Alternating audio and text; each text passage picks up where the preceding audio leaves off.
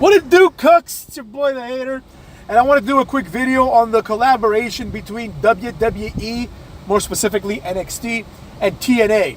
And in this video, I'm also going to talk about Joe Hendry, because people keep asking me to talk about this asshole called Joe Hendry.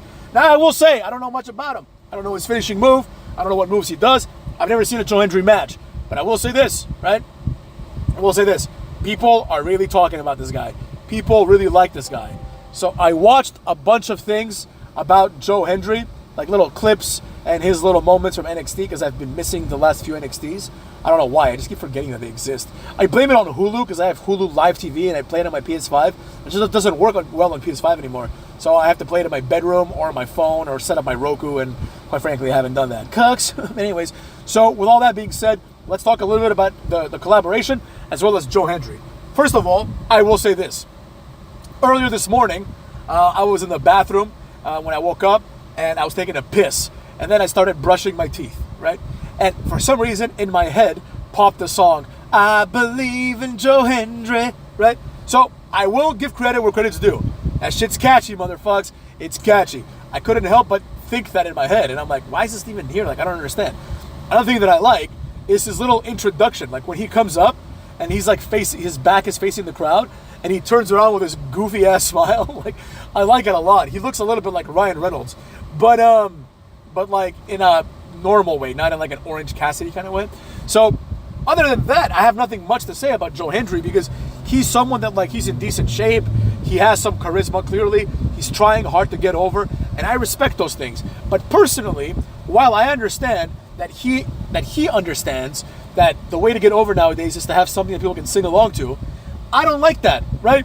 Joe Hendry doesn't resonate with the Hater, right?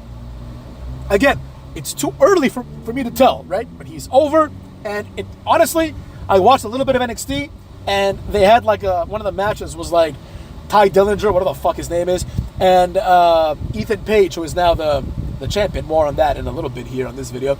And we had Trick Williams and his partner, Joe Hendry, right? Joe Hendry answered the call. Like, and it made me think, it's like, well, what the hell has Trick Williams done? Like, this guy's not over at all. Like, nobody cared. People cared more about Joe Hendry, right? We've already established on this channel many times that one of the ways to get over is to have people sing your theme song. And that's all Trick Williams has going for him. That's all he's got going for him, right? He's not charismatic. He's not good in the ring. He's got a decent look, because he's a big, strong-looking guy, but there's nothing special, right? It's like him next to Ethan Page. It's like they look comparable, right? Now, I think he's better than Ethan Page, because I think Ethan Page sucks, but is he better than Joe Hendry? I think over time we're going to see that he's not. You know what I mean? And I think, honestly, one of the things about Trick Williams and this TNA NXT relationship is that it's going to expose a lot of the NXT jobbers, right? It's a good strategy, right? Because the idea is, like, if we're going to push someone to the main roster, why don't we give this Joe Hendry guy a shot, and then we sign him? You know what I mean? We just get it from TNA, we pay TNA a lot of money, and we sign him, right? If he gets massively over, or if we see something great here, right? It's basically like casting twice the wide net. It also represents a colossal failure of the Performance Center, right? The underpinnings here are, we're not good enough to grow our own talent, right? Because you see these people that get, like, signed, right? They just get signed from nothing. You know, like Obafemi. There's like a few other people that were in his class, but I think none of them have really debuted.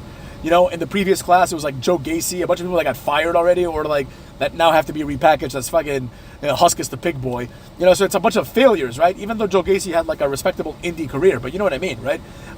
They realized that, like, the independents are full of much more charismatic people, because the independents do not prioritize athleticism. They prioritize charisma and character, right? You have to be athletic enough, right? There's plenty of athletic people, more on that in a second. But, like, there's nothing that Trick Williams can do that Joe Hendry cannot do in wrestling. Like, maybe if it was like, who can shoot a better jump shot or dunk, because I think Trick Williams has a basketball background, maybe he has a football background, I don't know. But, like, he can do the sport better than Joe Hendry, obviously. I think it's NFL, football, actually, yeah. I think he played for, like, the Falcons for, like, an off-season or something. Like, he was, like, signed with them. I don't know. Whatever, who cares? The point is, like, we're not doing that here, right? So real athleticism is completely immaterial. So we need someone to get over, and Trick Williams just is not over. Like, his theme song is over, but it's like, if the theme song is over, right, and the fact that his name is Trick, which is not the name that a world champion can ever have, Like, you can give it to any other guy and get that person over, right? So it's nothing that Trick Williams did himself. Like, his title run has been a colossal failure. That's why it's on Ethan Page randomly, right? And, like, I honestly, I don't see Trick Williams winning it again. I see the next thing being Joe Hendry and Ethan Page, right? Because the NXT crowd is fickle. Now, speaking of the fickle NXT crowd and the relationship, right? As I'm watching NXT, I realize that Rich Holland is back now, and now he's a lackey in Chase U, which is a stupid concept in my opinion, right?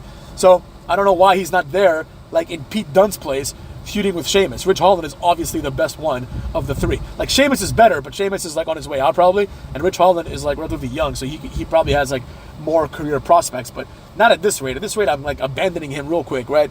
Even though my dog and he share the same name, Cucks.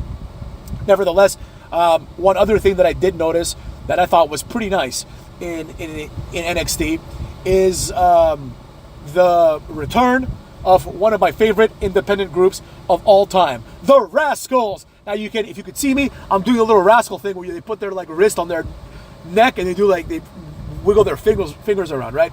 Now, there's two things that matter about this. Number one, Wes Lee. I am very happy that Wes Lee still has a job. Wes Lee is a talented motherfucker. But here's the problem with Wes Lee. Once Nash Carter, who I think is the superior one, was released, I was like, oh shit.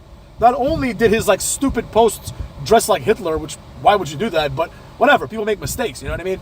And all the accusations about him beating his ex-girlfriend or ex-wife or whatever, which apparently were proven to be false. I could be wrong about that, but I think everyone denies it, and like now like he's like, this bitch ruined my career type of thing, right?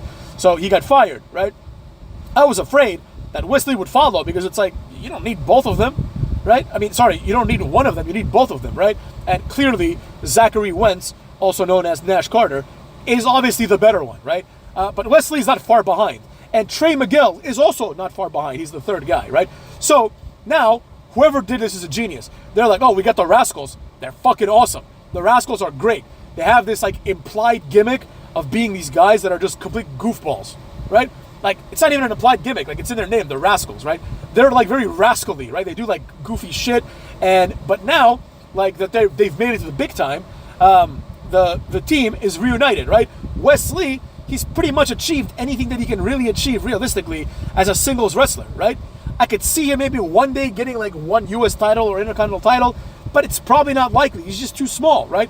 Nash Carter, on the other hand, is better and bigger. Now, I'm not saying Nash Carter is going to be a champion, but I could see Nash Carter coming out of this if he gets signed again realistically and getting like a singles title push. Like, in other words, Nash Carter is the Kofi Kingston and Wes Lee is the Xavier Woods, right? Like, and that's how it's going to be probably. Now, with all that being, but they're both lower in caliber, right? So it's like, I don't see a scenario where Nash Carter is ever going to be WWE champion, especially now. But Nash Carter, he goes back to being Zachary Wentz, and he ends up in TNA, where he teams with his other buddy, Trey Miguel, right? Trey Miguel was the third man. He was in the X division and shit, while the other two guys, the other two Rascalz, were rebranded as MSK. But now they're back together. They had an awesome match. They had an awesome match against Gallus. Gallus, I like Gallus too, but I really wanted the Rascalz to win this. First of all, the name Rascalz is so much better than MSK, which I don't even know if it stands for anything. But, all that stuff kind of went sideways, right? The MSK plan was really, really good. It was going to be, think about how good this was going to be. MSK, remember they had the shaman that they were listening to? And it was revealed to be like Matt Riddle. Apparently, it was originally supposed to be Jeff Hardy, which would have been fucking awesome, right? Because first of all, it fits perfectly. Jeff Hardy fits perfectly with these guys, right? Jeff Hardy is like a fuck-up, kind of. They're supposed to be like fuck-ups. They're Rascalz. Jeff Hardy is all about that artsy-fartsy, like shit that he does, like, singing and painting and, like meditating. And, like, that would have been perfect. He would have been a perfect shaman. And more importantly, Jeff Hardy is a legitimate, like, tag team specialist, a tag team legend. So him managing them would have been insane, right? Like a 6-man tag between them would have been sick, right? But the next best thing is bringing in Trey Miguel, which I was very happy to see. No botches in this match. There's a few botches. Actually, what am I saying? They did that triple dropkick thing, which was stupid. They should really make that like a move that you have to actually kick the guy to make it look good, because like only Zachary Wentz kicked him. Like Trey Miguel and Wes Lee both missed their dropkick, so it was really stupid. But beyond that, they did all their cool spots. I don't like their little triple finisher, the little like double burning hammer foot stomp, but I do like one of my favorite double team moves of all time is like when one of them does the moonsault and the other guy pushes him into like the opponent, right? They did this in a very clever way to the outside, right? Because realistically, okay, maybe the push adds some momentum and makes it look badass. But the question is, why would they do this? Why not just do a standing moonsault, right? But to the outside, it was pretty cool because, you know, maybe you can like adjust better, right? So Zachary Wentz is on the apron. He does like basically like a backflip, like a moonsault, and he would otherwise land on the apron. But Wesley just pushes him into the people that are outside. It was awesome, and I really enjoyed this. I really, really hope that Zachary Wentz gets another chance. I don't know if they want to make him Nash Carter again. I don't care. I think Zachary Wentz is a perfectly good wrestling name. And Trey Miguel as well. I hope he also gets a chance, right? These guys could be a great three-man team. You can have them be tag team champions under the Freebird rule. And the best part is they're all three of them are clearly friends, right? It's not like you have to pretend they're friends. They're clearly friends. You can just get that vibe, right? So in my opinion, I think these guys need to be put back together. And I think this is one of the highlights thus far of the TNA partnership with, what's it called? With NXT, right? In my opinion, NXT is benefiting a lot more because, quite frankly, you have like two of the Rascalz and Joe Hendry, who, for better or for worse, motherfucks, he's over. These guys are out there in TNA. In NXT, you've got basically nobody. It's like the main event scene in NXT now is obviously the worst it's ever been. Like the main event scene is Ethan Page, who was a jobber in AEW, Trick Williams, who is obviously going nowhere, contrary to what all of you thought and what I said the whole time. He's going nowhere. And then you have Ty Dillinger, which is like, you could make an argument that Ty Dillinger is like the biggest jobber of all time, you know, and he's there, and now he's in the main event scene. And then Javon, whatever his name is, Javon Evans, who I like. This kid, let's talk about him for a little bit because I think he's one of the other standouts of this situation. Javon Evans is just awesome. This guy, like, there's few people that are this athletic, right? This is like insane. He does that little moonsault thing to the outside where he's outside, like on the floor, and he jumps so high that he's able to put his feet on the bottom rope and then springboard off of that into like an acai moonsault, right? Great stuff. Really well done. He does all these other like off the rope things. Like he goes off the ropes like midair, right? Instead of like, you know, running off the ropes, he hits the ropes like in midair and just bounces back. He's just like otherworldly athletic. And he's 19, you know, and he's doing some stuff that like he did this dive where he was like basically just like dives. He does like the, you know, the Superman dive, like the Roman Reigns dive, right? Or the Undertaker dive. He does that and he misses the guy completely. He just like pretty much falls on his chest and stomach on the outside. He gets up like nothing happened, you know, because he's 19. So I like this guy. I hope we see more things of him. I'd like to see him in TNA. Maybe I'll start watching TNA if some of this stuff goes well.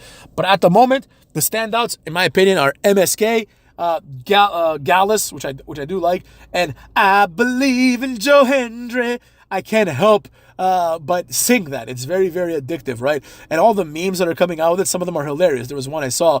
It was like some girl with like a Starbucks, you know, like iced coffee. He's like, tell me, is there a better sound than this? And she like rattles the cup to make that noise of the ice like shaking, right? And then like it cuts immediately to I Believe in Joe Hendry. So like that was pretty clever, I thought. Basically, a lot of people like this guy, and he's obviously massively over, even with a WWE crowd, which is crazy because that means that these people know who he is and they watch TNA, which is not a surprise really, but because these are like the people that go there every week, basically. But you know, for better or for worse, that's how this is, and I thought it was pretty great. I thought his presentation was pretty great, all things considered. Again, I can't make an opinion on him because I need to see like what he does, right? I need to see him in a feud. I need to see how he behaves because right now all I know is that he has the catchy theme song, and then he also, what's this other thing that he says? He says something like, he's like the answer to all of the world's problems is Joe Hendry, you know, which is pretty funny. I'm not gonna lie. So I hope to see more of him. You know, he makes me more likely to watch NXT. I'm not there yet, but he makes me more likely to. Trick Williams is like a neutral. I don't care. And then like Javon Evans and the Rascalz obviously also make me want to watch NXT more. Right. Beyond that, everybody else is kind of mid. You know. I like Brooks Jensen and the other guy. Like, I actually like the other guy more. Like, I thought that match, I think it was at the NXT, like, before WrestleMania. It was Dominik Dijakovic, who's been fired, obviously.